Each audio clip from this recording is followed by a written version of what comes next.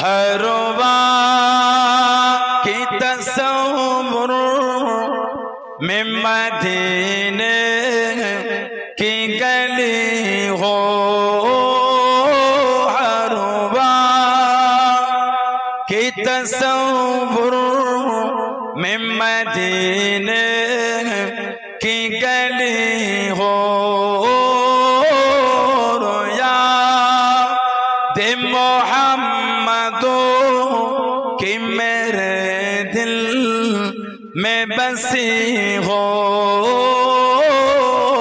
یاد محمد کی میرے دل میں بسی ہو، ہر وقت کی تصور میں مدینے کی گلی ہو۔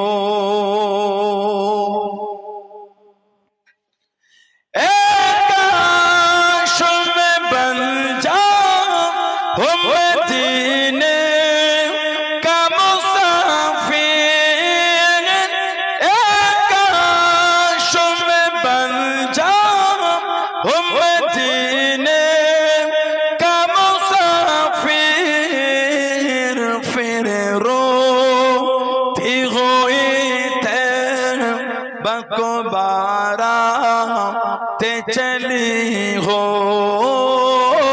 پھر روتی ہوئی طیبہ کو بارات چلی ہو، ہر وقت کی تصور میں مدینے کی گلی ہو، محمد کہ میرے دل میں بسی ہو۔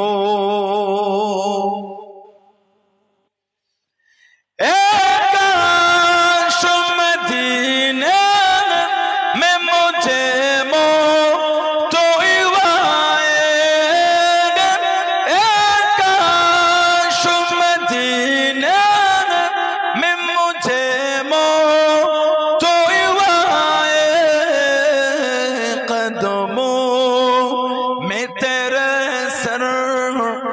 میرے روح چلی ہو، قدموں میں تیرے سر ہو، میرے روح چلی ہو، ہر وقت کی تصور میں مدینے کی گلی ہو،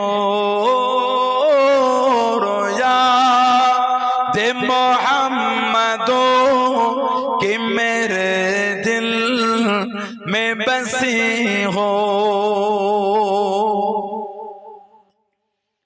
آقا کا گدا ہو اے جہنم تو بھی سن لے، آقا کا گدا ہو اے جہنم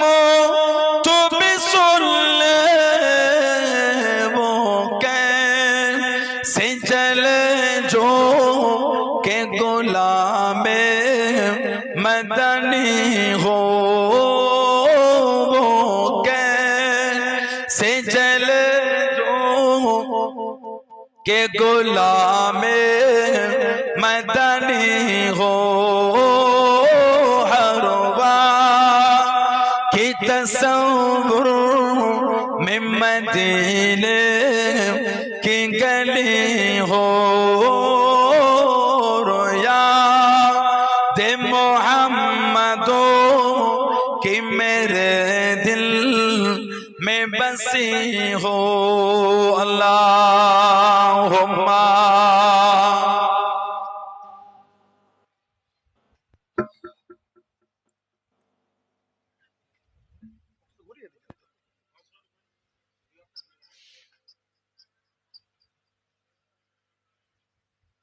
قال اللہ تعالی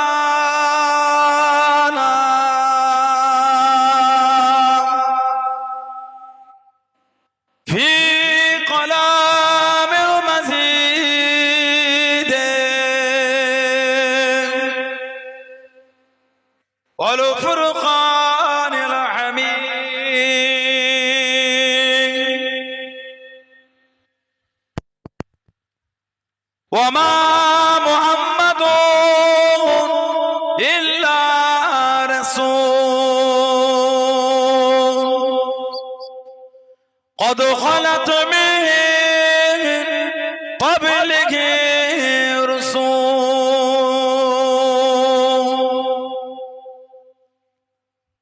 قال رسول الله صلى الله عليه وسلم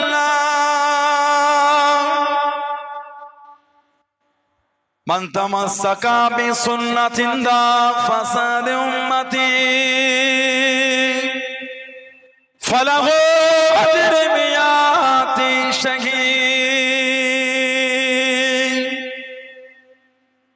प्यारे हाज़िराने मजलिस আমার ईमानदार भाईरा नेककार আল্লাহ ওয়ালা গনেরা যুবকেরা মুরব্বিয়ান বাপজানেরা সমবয়স্ক নওজওয়ান গনেরা আজকের আমাদের এই সুন্দর মাহফিলের একনিষ্ঠ কর্মী কমিটি সাহেবান গনেরা বিভিন্ন গ্রাম বিভিন্ন পাড়া থেকে আগত আমার ফুরফুরা শরীফের মুজাদ্দিদুল জামান হুজুরের সিলসিলার মুরিদ মুতাকিদিন পাগল গনেরা পর্দার আড়ালে অবস্থিত আমার মা ও বোনেরা আজকের মাহফিলের সম্মানীয় অত্র এলাকার মসজিদের ইমাম সাহেব সহ সম্মানীয় উলামা হযরত গনেরা খিদমতে এসে হাজির হয়েছে আমি অধম গুনাহগার নালায়েক আকসার পাপী আমার মনে হয় আজকের মাহফিলে যতগুলি মানুষ বসে আছেন সবচাইতে বড় গুনাহগার থাকতে হলে সেটা আমি আছি আমি পাপী আমি গুনাহগার আল্লাহ আপনাদের কাছে হাজির করিয়েছেন দোয়া করেন আল্লাহ পাক যেন গুনাহগারের জবান থেকে কিছুক্ষণের জন্য হলো আল্লাহ পাক কিছু বলার মতন তৌফিক ইনায়েত করেন বন্ধু সকলে আল্লাহুম্মা আমিন তার সাথে সাথে আল্লাহ পাক আপনাকে এবং আমাকে উভয়কে শুনে এবং বলে আমল করা তৌফিক ইনায়েত করেন বলুন সকলে আল্লাহুম্মা আমিন আমার আল্লাহ পাক জাল্লে জালালুহু জাল্লে শানুহু তানা দরবারে লাখ লাখ শুকর কোটি কোটি শুকর যে আল্লাহ পাক আপনাকে আমাকে এতগুলি মানুষ এতগুলি মুসলমানকে এমন একটা সুন্দর মাহফিলে হাজির করালেন এমন একটা জায়গায় বসালেন সকলে মিলে আল্লাহ পাকের শুকর আদা করে বলুন আলহামদুলিল্লাহ এটা ভালোবাসায় বলা গেল না বলেন আলহামদুলিল্লাহ এমন একটা জায়গা আল্লাহ আমাদের বসিয়েছেন এমন একটা মাহফিল আল্লাহ আমাদের সুযোগ করে দিলেন যেখানে বসলে আল্লাহর রাসূল বলেছেন হাফাতহুমুল মালাইকাতু ফেরেশতারা নূরে তারাগুলিকে দিয়ে বান্দা বান্দীদের করে গোল করে ঘিরে রাখেন বলুন না সুবহানাল্লাহ এমন একটা জায়গা আল্লাহ আমাদের বসিয়েছেন যেখানে বসে আমরা সুবহানাল্লাহ আলহামদুলিল্লাহ আল্লাহু আকবার কালিমা শরীফ দরুদ শরীফ তাসবিহ তিলাওয়াত একটু আমরা করি এখানে বসে শুধু আজকে বলো নয় দুনিয়ার যেখান থেকেই আমল করব সেটা যদি পাহাড়ের চূড়াও হয় সেটা যদি সমুদ্রের নিচেও হয় সব আল্লাহ পাকের হুকুম ফেরেশতারা নিয়ে গিয়ে আমাদের নবী পাককে গিয়ে দেখাবে জোরে বলেন না সুবহানাল্লাহ আল্লাহর রাসূল বলেছেন মুসনাদে বাজ্জার বলে একটা হাদিস শরীফের কিতাব আছে মুসনাদে বাজ্জার আল্লাহর রাসূল বলেছেন হায়াতি খায়রুল লাকুম আমি নবী তোমাদের মধ্যে থাকাটা আমি নবী তোমাদের জন্য উত্তম ওয়াফাতি খায়রুল লাকুম আর আমি নবী তোমাদের চোখের আড়াল হওয়া আমার ওয়াফাত ওটাও তোমাদের জন্য উত্তম তুরদু আলাইয়া আমালাকুম আমি নবী আমার উপর তোমাদের আমলগুলিকে সব ফিরিয়ে দেওয়া হবে যা আজকে আমরা আমল করছি সব আল্লাহ পাকের হুকুম ফেরেশতারা নিয়ে গিয়ে আমাদের নবীকে দেখাবে জোরে বললেন না আমাদের নবী হলেন জিন্দা নবী হায়াতুন নবী বলুন সুবহানাল্লাহ নবী হলে জিন্দা নবী হায়াতুন নবী আল্লাহর রাসূল বলেছেন আর হাদিস শরীফের কিতাব আছে ইমাম বাইহাকি রাহমাতুল্লাহ লিখেছেন হায়াতুল আম্বিয়া আরেকটা হাদিস শরীফের কিতাব মুসনাদে আবি ইয়ালা আল্লাহ রাসূল বলেছেন আল আম্বিয়া আহইয়াউন ফি কুবুরিহিম ইসাল্লুন নবীরা কবরের মধ্যে জিন্দা নবীরা কবরের মধ্যে নামাজ আদায় করে বলুন না সুবহানাল্লাহ হাদিস শরীফের কিতাব আছে মুসলিম শরীফ সিয়াসত দ্বিতীয় নম্বর কিতাব মেরাজের রাতে বাইতুল মুকাদ্দাস আল কুদস জেরুজালেম আমাদের নবী বলেছেন ফাহানাতিস সালাতু ফাআমামতুকুম, নবী বলে তখন নামাজের সময় হলো, আমাদের নবী বলেছে আমি নবী ইমামতি করে জামাতে নামাজ পড়িয়েছি। বললেন আলহামদুলিল্লাহ। আর একটা riwayat ওটা মুসনাদে আহমদ ইবনে হাম্বলে এসেছে। চার ইমামের এক ইমাম ইমামে আহমদ ইবনে হাম্বল রাহমাতুল্লাহ, জানাক আল্লাহ পাক 10 লক্ষ খানি হাদিসের হাফেজ করেছে। ইমাম আহমদ ইবনে হাম্বল হুজুরের ছাত্র হলেন হযরত মুহাম্মদ ইবনে ইসমাইল বুখারী রাহমাতুল্লাহ। ইমাম বুখারী ওনার ছাত্র, আর ওনার উস্তাদ ইমাম আবু ইদ্রিস আশ-শাফি রাহমাতুল্লাহ। উনি কিতাবে নকল করেছেন ফালাম্মা দাখালান নবী সাল্লাল্লাহু আলাইহি ওয়াসাল্লাম, ফালাম্মা মানে যখন, দাখালা ইয়াদখুলু মানে প্রবেশ করে, ফালাম্মা যখন দাখালান নবী সাল্লাল্লাহু আলাইহি ওয়াসাল্লাম আমাদের নবী যখন প্রবেশ করে মসজিদুল আকসা, কামা ইসাল্লি আমাদের নবী দাঁড়িয়ে নামাজ শুরু করে, নামাজ পড়তে পড়তে ফালতাফাতা, ফালতাফাতা মানে ঘুরে দেখা, নবী ঘুরে দেখলেন, হুম্মালতাফাতা অতঃপর নবী আবার ঘুরে দেখলেন। আমাদের নবী বলেন ফাইজা নবিয়ুনা আজমাউনা ইসাল্লুনা মাহু, নবী বলেন আমি ঘুরে দেখলাম, আবার ঘুরে দেখলাম সমস্ত নবীরা আমার সাথেই আমার পিছনে নামাজ আদায় করছে। সব নবীরা যদি মরা নবী হলেন, মেরাজের রাতে আমার নবীর পিছনে সমস্ত নবীরা সশরীরে দাঁড়িয়ে নামাজটা পড়লেন কি করে? আমাদের নবী সহ সমস্ত নবীরা হলেন জিন্দা। জোরে বলবেন না? আল্লাহর রাসূল বলেছেন তুরাদু আলাইয়া আমালুকুম, আমি নবী আমার উপর তোমাদের আমলগুলিকে সব ফিরিয়ে দেওয়া হবে। ফামা রাআইতু মিন খাইরিন, আমি রাসূল যখন তোমাদের ভালো ভালো আমলগুলিকে দেখব, হামিদুল্লাহ আলাইহি, আমি নবী তোমাদের ভালো আমল থেকে আল্লাহ পাকের শুকরিয়া আদায় করতে থাকবো। বললেন না সুবহানাল্লাহ। ওমা রাআইতু মিন শাররিন, আর আমি রাসূল যখন তোমাদের খারাপ আমলগুলিকে দেখব, ইস্তিগফারতুল্লাহ লাকুম, আমি নবী তোমাদের হয়ে আল্লাহ পাকের দরবারে ইস্তিগফার, তোমাদের জন্য তওবাটাকে আমি নবী চাইতে থাকবো। বলুন না সুবহানাল্লাহ।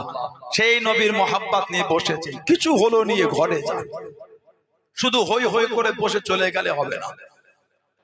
দাবি করার লোক অনেক আছে। আগামী কালকে জুমার নামাজে গেলে বুঝবেন দাবি করার লোক কত, মানার লোক কিন্তু তত না। একটু হ্যাঁ দেন, দাবি করার লোক অনেক।